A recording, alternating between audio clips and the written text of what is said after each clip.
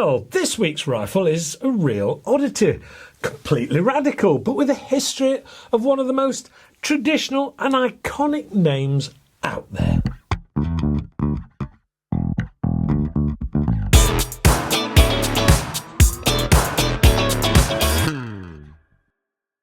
Hello and welcome to AAR on Air. This week's review is definitely different.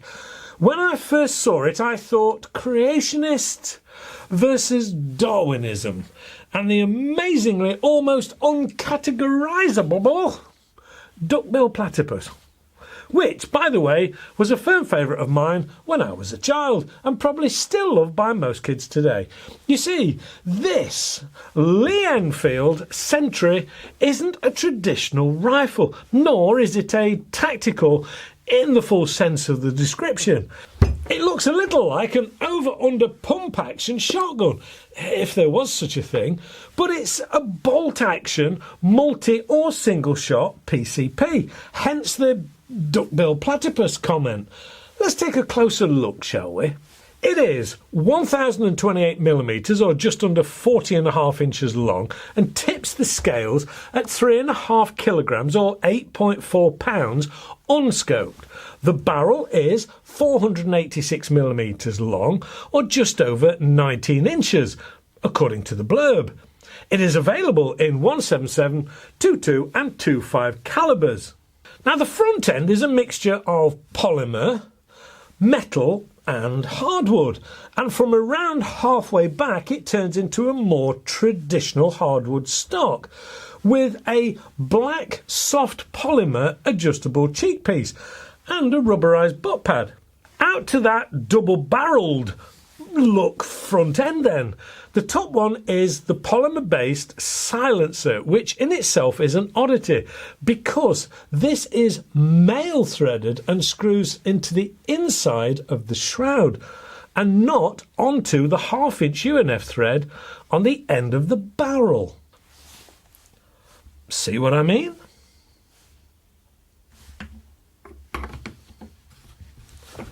Of course, the next question is, will it take a standard silencer? And the answer to that question is yes, but don't try to fit anything chunky because it won't fit. You will need something slimmer such as a Viroc because otherwise it really will not fit into the space above the cylinder, which is a good time to look at the cylinder underneath. This goes the full length and has its gauge on the end, which is nice, bright and clear with colour coding systems of red, amber and green, showing the maximum fill pressure of 200 bar. Now this should be good for around 75 plus shots in 177 and 120 plus in 22 and 25 calibers. Behind this gauge is the twist dust cover for the filler port for use with the supplied filler probe.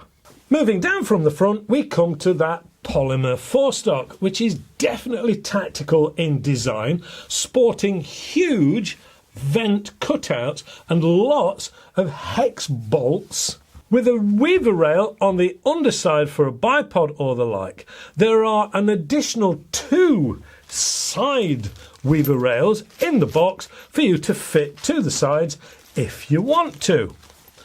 There are a further 3 more of these rails on the top, spaced along the length of the barrel.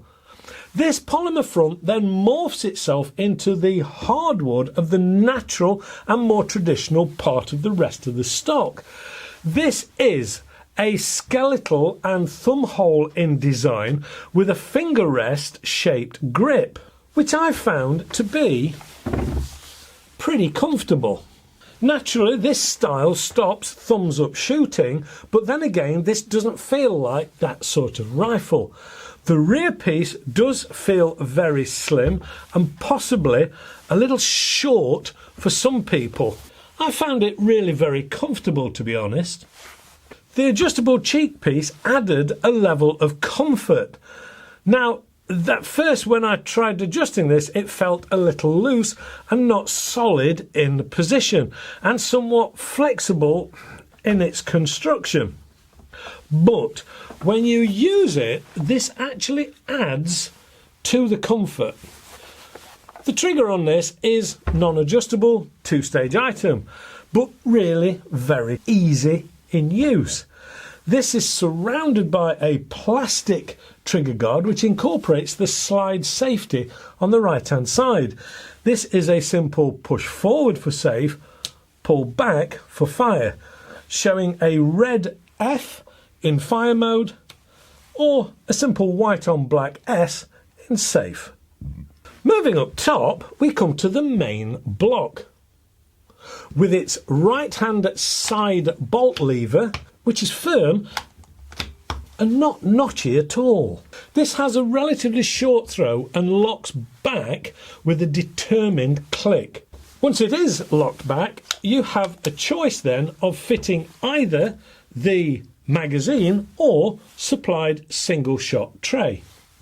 These magazines come in 9 shot in 177, 8 shot in 22 and 7 shot in .25. The top rail is standard 11mm dovetail to fit your preferred sighting aid.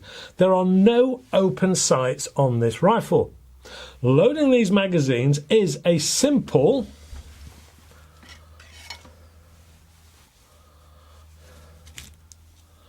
drop in, rotate, drop in, head first, rotate and keep going until you're fully loaded. Now it does lock it into place once you put the last pellet in, so it makes life very simple. Once loaded up, simply slot into the side of the gun. Time then to get this over the chronograph to find out what the power output is in this sub 12 177 version. I think it's time to add some standard weight pellets and some heavier versions to see how it compares.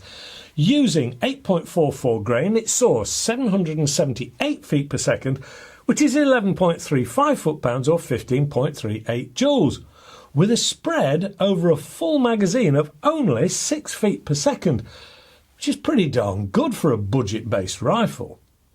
Using the heavier 10.34 grains, it saw a maximum of 720 feet per second, which is a huge 11.91 foot-pounds or 16.14 joules, again with another low shot spread of 7 feet per second.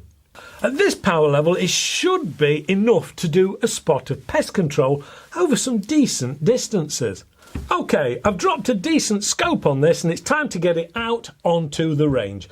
This is the 177 and hitting reasonable power figures, so I think 40 metres is going to stretch it enough.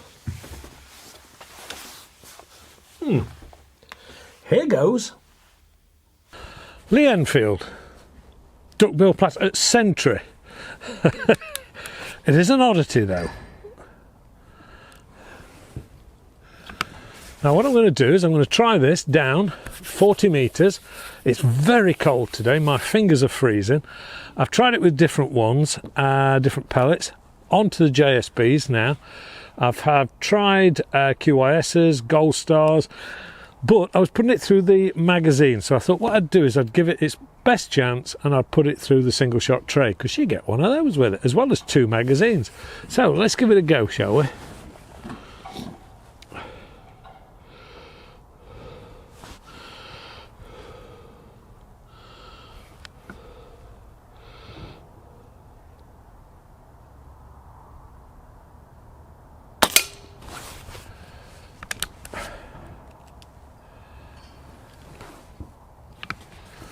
Nice easy tray to use.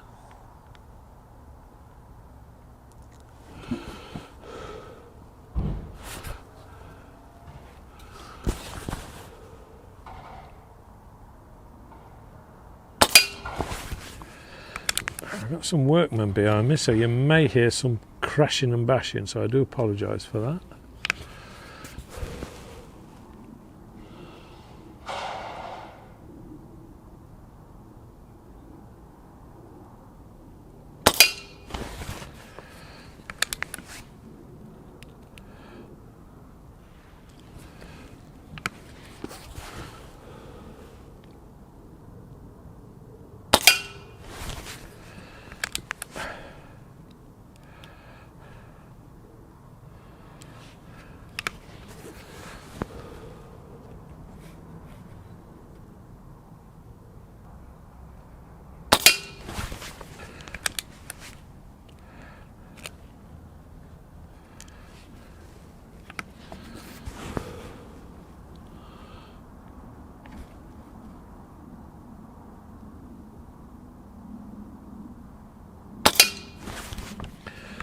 it's starting to group nicely. I must admit it is very cold and my fingers are starting to go a little numb, so it's not really fair to call the gun too much at this stage.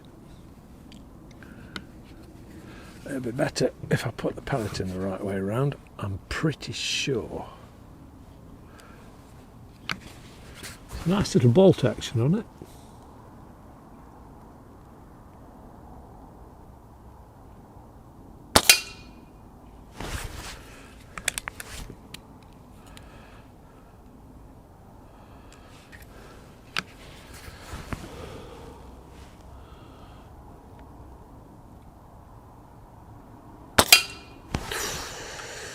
Pulled it a little bit.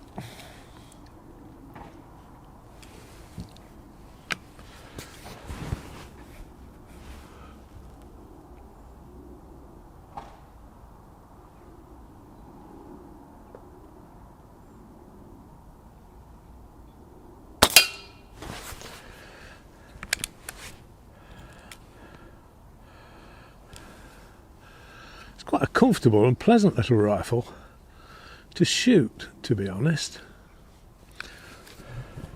Even more so if I put the pellet in the right way around. But yeah, it's quite pleasurable, it's quite comfortable.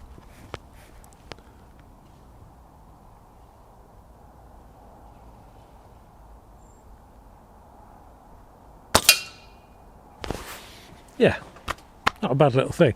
I've only got one complaint, and that is the safety isn't as sure a click as it could be. You can hear it click, but it's actually quite loose between. And as you're actually firing this and moving the gun around, what it's actually doing, it's moving the safety catch. Now the good thing is it's actually moving it into safe rather than fire, but it's not an actual part of the design of the gun, it just happens to be doing it because it's quite loose. So I'd much prefer if that was a little more sure and defined than it actually is. Other than that, not a bad little rifle. Yeah, back to the studio. You know, at the end of the day, this is a budget rifle, so I don't think those results are bad at all. The one thing I haven't mentioned yet is the price on this little Lee Enfield. Well, currently it's going out at around £360 UK, which to my mind fits this well and truly in the budget category. Yes, you will need a scope to put on top and maybe a bag or a case, but it does come with those 2 magazines and a built-in silencer. Who's it going to appeal to? Well, I'm not sure of. I could say it's so different that it won't appeal to anyone, but I don't think that's going to be the case at all. I think it's radical enough and different enough to appeal to a lot of people. And at this price point, it's set about right too. It isn't a heavy piece of lump like some budget guns. It is put together quite nicely.